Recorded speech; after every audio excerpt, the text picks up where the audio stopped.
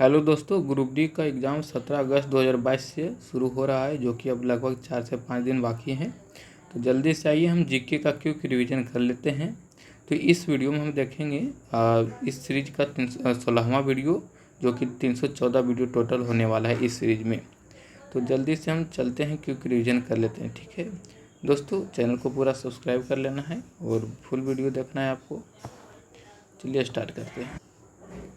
Question number 1 है, मिट्टी का अध्ययन क्या कहलाता है?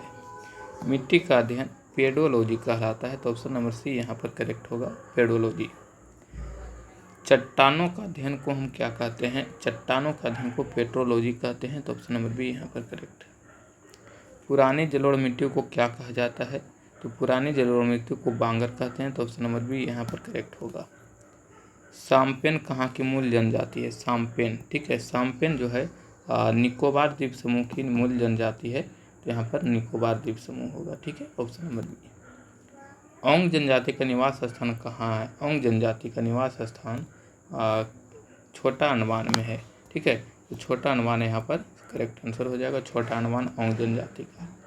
झीलों का अध्ययन को क्या कहा जाता है? झीलों का अध्ययन को हम लिम्नोलॉजी कहते हैं। ठीक है, तो यहाँ पर ऑप्शन नंबर ए करेक्ट होगा, लिम्नोलॉजी। कावेरी जल विवाद किन दो राज्यों के बीच में है? कावेरी जल विवाद कर्नाटक एवं तमिलनाडु के बीच में है।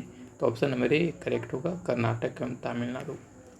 धुआंधार जलप्रपात किस नदी पर स्थित है? धुआंधार, ठीक है, तो धुआंधार जलप्रपात नर्मदा नदी पर स्थित है। तो ऑप्शन नंबर डी यहाँ पर करेक्ट होगा, नर्मदा नदी। कावेरी नदी का उद्गम स्रोत क्या है? कावेरी नदी का उद्गम स्रोत ब्रह्मगिरी पहाड़ियाँ हैं। तो ऑप्शन नंबर बी यहाँ पर करेक्ट होगा, ब्रह्मगिरी पहाड़ियाँ। शिव समुद्रम जलप्रपात किस राज्य में है? शिव समुद्रम जलप्रपात किस राज्य में है? कर्नाटक में है। तो ऑप्शन नंबर सी यहाँ पर करेक्ट होगा, कर्नाटक। शिव समुद्रम जलप्रपात किस नदी पर स्थित है? शिव समुद्रम जलप्रपात किस नदी पर स्थित है? तो कावेरी नदी पर स्थित है। तो ऑप्शन नंबर डी यहाँ पर करेक्ट होगा, कावेरी नदी पर शिव समुद्र जलप्रपात स्थित है।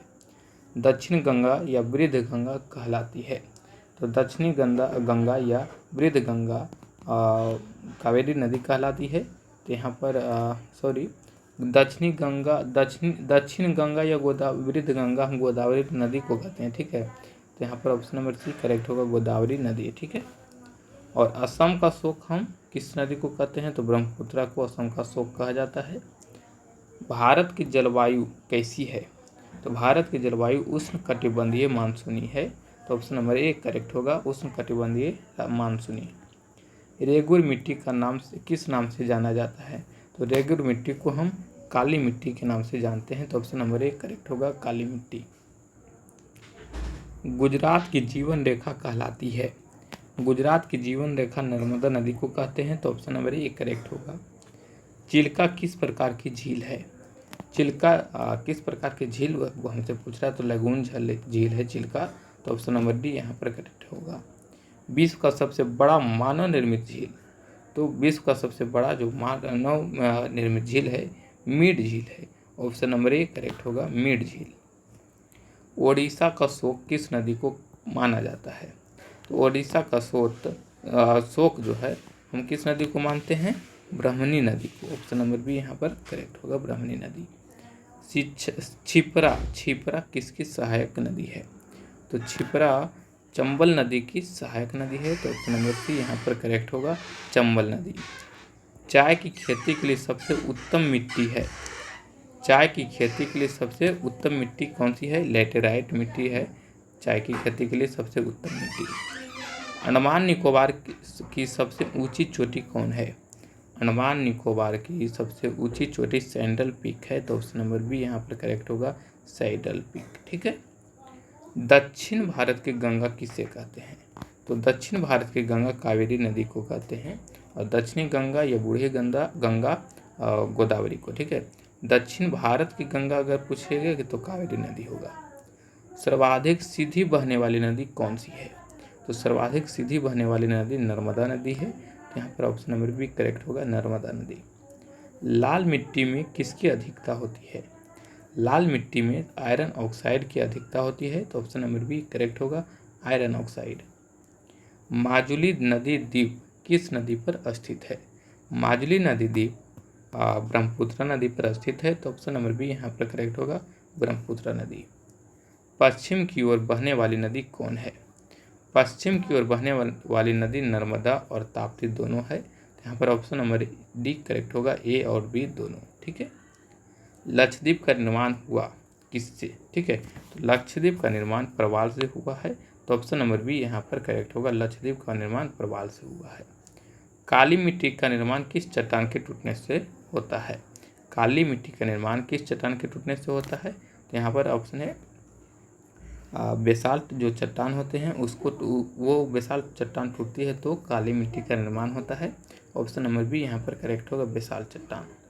कपास की खेती के लिए उत्तम मिट्टी हमसे पूछ रहा है, तो कपास की खेती के लिए सबसे उत्तम मिट्टी होती है काली मिट्टी, तो ऑप्शन नंबर ए करेक्ट होगा, काली मिट्टी। ठीक है। भारत का सबसे बड़ा कृत्रिम झील कौन सा है? तो भारत का सबसे बड़ा कृत्रिम झील गोविंद वल्लभ पंत सागर झील है, तो ऑप्शन नंबर सी यहाँ पर करेक्ट होगा, गोविंद वल्लभ पंत सागर झील। पंबन द्वीप किसके मध्य स्थित है? पंबन द्वीप भारत और श्रीलंका के बीच में स्थित है, तो ऑप्शन नंबर ए यहाँ पर करेक्ट होगा।